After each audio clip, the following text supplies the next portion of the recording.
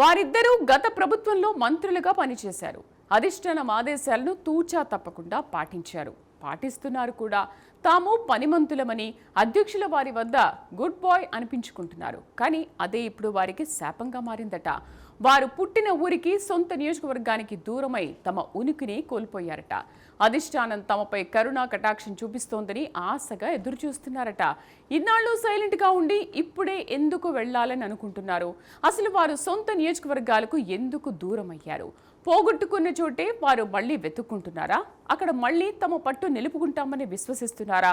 మా నియోజకవర్గాలకు మమ్మల్ని పంపించండి అని వేడుకుంటున్న ఆ మాజీ మంత్రులు ఎవరు? ఇంతకీ వారి ఆవేదనేంటి? చూద్దాం.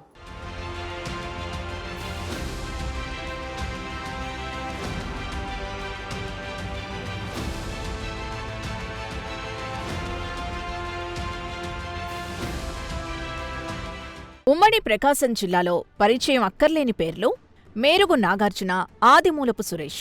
ప్రస్తుతం కొండేపికి ఒకరు, సంతనూతలపాడు నియోజకవర్గానికి మరొకరు ఇన్ఛార్జీలుగా కొనసాగుతున్నారు. వీరిద్దరూ రాజకీయాల్లో ఎంట్రీ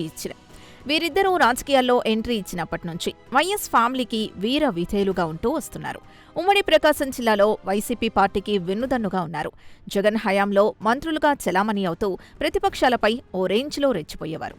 అంతేకాకుండా మాటల తూటాలతో రాజకీయాల్ని హీటెక్కించేవారు. కానీ ఎప్పుడైతే పవర్ చేజారిందో వారి ఫేట్ మారిపోయింది. ప్రస్తుతం ఆ మాజీ మంత్రులు సొంత ఊరికి వెళ్లలేని స్థితికి చేరుకున్నారట.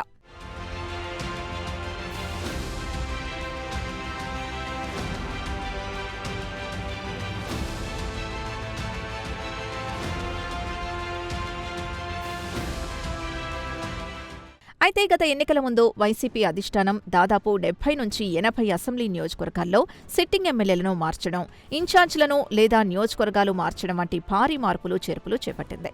స్థానిక వ్యతిరేకతను అధిగమించడానికి గెలుపు గుర్రాలకే ప్రాధాన్యతనిచ్చే వ్యూహంతో ఈ నిర్ణయాలను అమలు చేసింది. ఇందులో భాగంగానే సంతనూతలపాడు నియోజకవర్గానికి అప్పటి మంత్రి మేరుగు నాగార్జునను బదిలీ చేయగా కొండేపి సెగ్మెంట్కు ఆదిమూలపు సురేష్ని ట్రాన్స్ఫర్ చేశారు.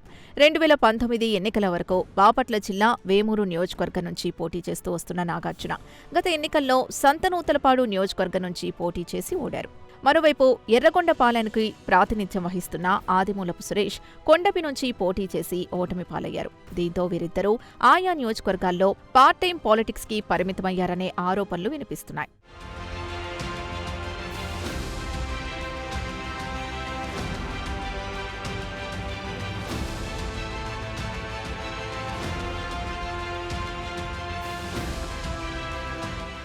మరోవైపు ఇద్దరు నేతలు తమ సొంత నియోజకవర్గాలకు వెళ్లినా వారికి గతంలో లభించిన ప్రియారిటీ ఇప్పుడు లభించట్లేదట. తమవారే తమను పరాయి వారిలా చూస్తున్నారట. గతంలో తమ వెంట నడిచిన నాయకులు ఇప్పుడు పట్టించుకోకపోవడంపై మాజీ మంత్రులు అస్సలు జీర్ణించుకోలేకపోతున్నారట. అలాగే అధిష్టానం నిర్ణయం మేరకే తాము ఆ నియోజకవర్గంలో పోటీ చేశాం, మా బాధను అర్థం చేసుకోండి మొర్రో అన్న వారి మాటల్ని ఎవరూ లెక్క చేయట్లేదట. అయినా లోకల్లో తమ పట్టు నిలుపుకునేందుకు తెగ ట్రై చేస్తున్నారట.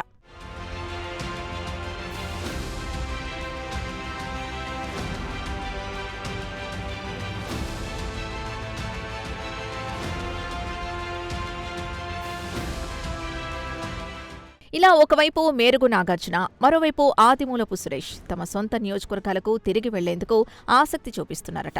ఇప్పటికే వారు స్థానిక నేతలతో తామొస్తే సపోర్ట్ చేయాలని కూడా కోరినట్లు సమాచారం. ఒకవేళ సంతనూతలపాడు నుంచి తమ సొంత నియోజకవర్గమైన వేమూరు వెళ్లాలన్నా అక్కడ ప్రస్తుతం ఉన్న గ్రూపు పాలిటిక్స్ తనకు సెట్ కావాలన్న ఆలోచనలో ఆయనున్నారని పార్టీ వర్గాల్లో గుసగుసలు వినిపిస్తున్నాయి.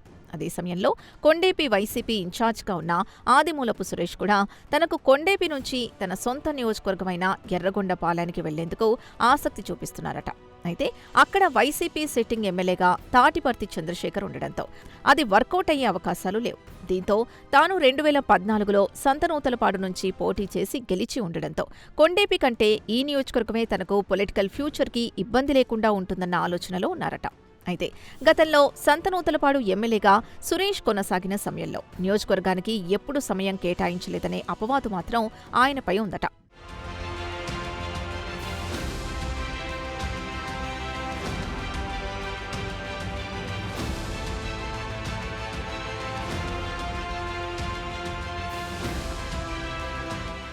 మొత్తానికి వెళ్లలేక ఇతర నియోజకవర్గాలకు వెళ్లిన నేతల పొలిటికల్ కెరీర్ ప్రశ్నార్థకంగా మారింది. దీంతో మాజీ మంత్రులు తిరిగి అధిష్టానం వైపు చూడాల్సిన పరిస్థితి నెలకొంది. కక్కలేక మింగలేక అన్నట్టుగా సొంత నియోజకవర్గాలకు వెళ్లలేక ఉన్న నియోజకవర్గంలో ఇమడలేక సతమతమవుతున్నారట. తమ ఆవేదనను గుర్తించాలని అధ్యక్షుల వారిని వేడుకుంటున్నారట. సొంత నియోజకవర్గానికి వెళ్తే కాస్తో కూస్తో తమ ఉనికిని కాపాడుకోవచ్చని భావిస్తున్నారట. మరి జగన్ వారిని పట్టించుకుంటారా? మాజీ మంత్రుల గోడును ఆలకిస్తారా? వచ్చే ఎన్నికల్లో వారు కోరుకున్నట్టే వారి నియోజకవర్గాల్లో సీటు కేటాయిస్తారా? లేక ఇదే స్థానాల్లో వారిని కంటిన్యూ చేయిస్తారా అన్నది వేచి చూడాలి.